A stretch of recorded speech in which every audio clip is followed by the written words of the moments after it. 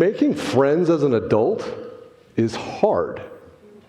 Have you ever heard this before? Have you ever felt this before, this idea that making friends as an adult is hard?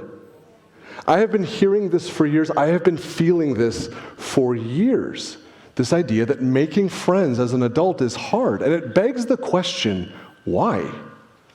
Why is this dynamic that is so important to us, that is so much fun, that generates so many wonderful experiences, become so difficult? I'm 47 years old. I like to think that I'm an affable guy and a good hang. Obviously, I'm a bit of an extrovert.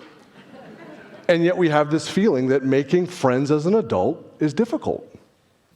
There's a powerful juxtaposition here as well. We got to remember we're on the grounds of a primary school.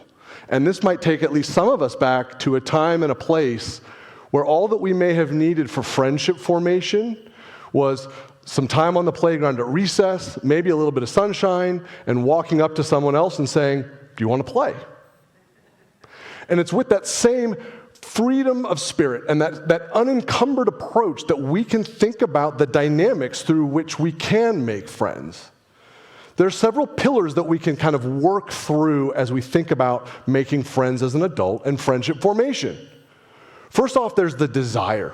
You have to want to do this. You have to be in a place where you want to be making new friends. Then we need to establish proximity. We need to be near or around other people with whom we may find some sort of a connection. From there, we want to establish continuity, maintaining some voltage in a world that is filled with distractions.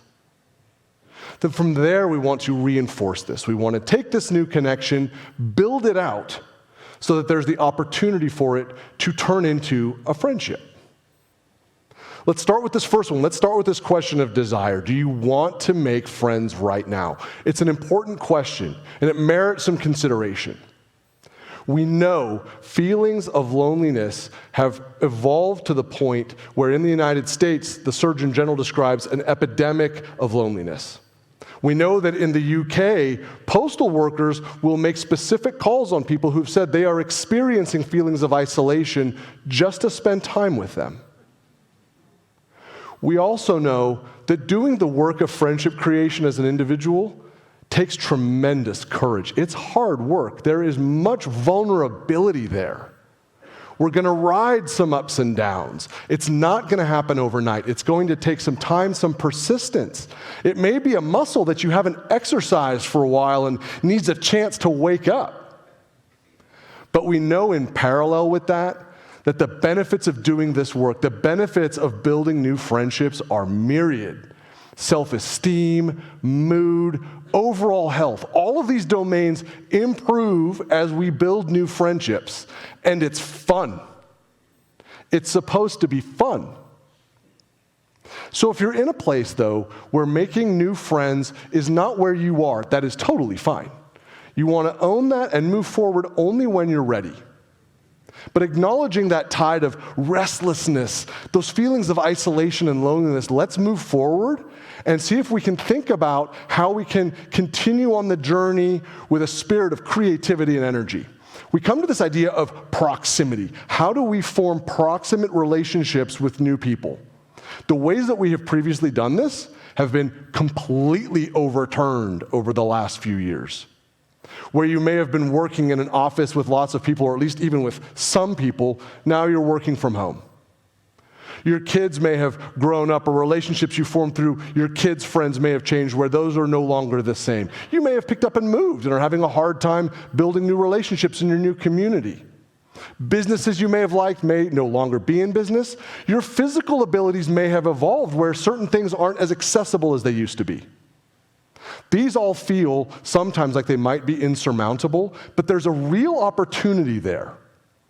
When we step back and think to ourselves with full authenticity of ourselves as whole people, what feels exciting? What feels motivating? What feels stimulating? Where do I want to put myself? Where I may also be next to people with whom I can form an attachment. That's how we can move forward through that disruption. We can think about athletic activities, right? Whether it's hiking, biking, playing tennis, the list is endless. book clubs, dining clubs, a TEDx discussion group perhaps. If you have a technical interest, right, come and talk podcasting with me afterwards for sure. If there's things that you like otherwise, though, maybe it's something that's civic-minded, right? A vision of the future is an amazing way to form new attachments. Your authenticity will help put you in those positions where that proximity can start to happen. When we've done that work, when we've let our authentic self be our guide, we come to a really important pivot point, and that's around this idea of maintaining some continuity. We have to think very carefully about the self-talk that we're going to use when it comes to how do I maintain this voltage with this person that I may have just met. It is very easy, and I speak through hard-learned experience, to internally say things like, they've already got lots of friends. There's no way they're interested in making friends with me. They are not as interested in new friendship creation as I might be. I'm just going to hang back. That may very well be the path of least resistance as you're thinking about the next steps. It will stop your progress in its tracks. The moment of inertia when you start to do that becomes very difficult to overcome. And I would submit, actually, it's the opposite that's true. Your new connection very much wants to hear from you. Now, I could go full motivational speaker here, right? Get you fired up about the idea of reaching out to your new connection. I could do that. But I'm also a doctor, and I would propose that we use the scientific method. See if there might be some evidence to support our hypothesis. And there is. A paper published in 2022 in the Journal of Personality and Social Psychology entitled "The Surprise of Reaching Out. More appreciated than we think." This is perfect. In this paper, the authors describe what they called a robust underestimation of the degree to which our new connections want to hear from us. They went on to write, quote, "For those treading back into the social milieu with caution and trepidation, my goodness, how they see us." They described a robust green light to reach out to your new connection. A robust green light. That is the self-talk we want to internalize as we are thinking about how do we maintain some continuity with this new connection. So what are we going to say? What are we actually going to do? We're going to do this. We're saying the right things. We're motivated. What are we actually going to say? Well, we want something that's reproducible. We want something sustainable, quick, easy, accessible, and something people are used to, text messaging. It's become such a widely used and widely accessible platform. It's an amazing place to reach out. And for me being up here, it's actually really fun and exciting to think about people in the audience with whom I have had text exchanges with that mindset of friendship creation. It's very effective. So as we're doing this, as we're thinking about the text messages that we're going to send to these new connections, what are we going to say? Keep it simple. Simplicity always works. Start with a compliment. A personalized compliment sent with context to your new connection demonstrates to them that they are valued. It shows a level of empathy. It shows a level of energy and excitement. It builds that connection with your new person, and it's fun to do. It is a way of saying, "Do you want to play?"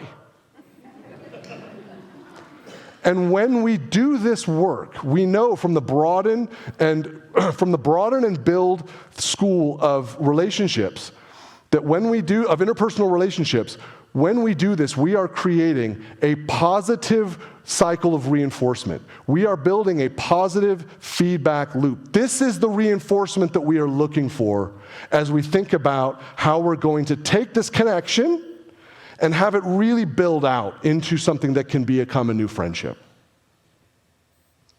So as we think about all of these different moves that we're going to take, right, as we're going to move through our pillars of the desire to want to create a new friendship, finding proximity through our authenticity, maintaining that continuity and then reinforcing it, It's essential that we remember that it will take a tremendous amount of vulnerability.